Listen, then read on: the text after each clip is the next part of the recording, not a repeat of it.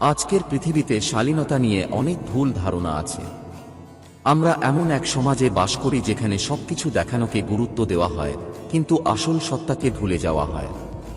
অনেকে ভাবে তুমি যদি সবকিছু না দেখাও তাহলে তুমি কিছু লুকাচ্ছ, কিন্তু সত্যি হলো তুমি তখন পবিত্র কিছু রক্ষা করছো। ইসলামে হিজাব কোনো বাধা নয়, এটা একটি পছন্দ, একটি শক্তিশালী প্রকাশ। এটা সৌন্দর্য লুকানোর জন্য নয়, বরং তাকে সম্মান করার জন্য।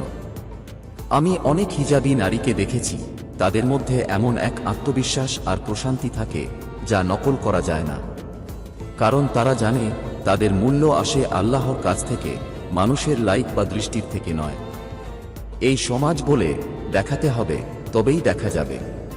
কিন্তু ইসলাম শেখায় তুমি যেমন আছো তেমনই যথেষ্ট। এটা কোনো সীমাবদ্ধতা নয়, এটাই প্রকৃত স্বাধীনতা। কারণ আসল শক্তি চিৎকার করে না, এটা নীরব আত্মবিশ্বাস, যার কোনো অনুমোদনের প্রয়োজন হয় না। সৌন্দর্য দেখানোর জিনিস না, রক্ষা করার জিনিস।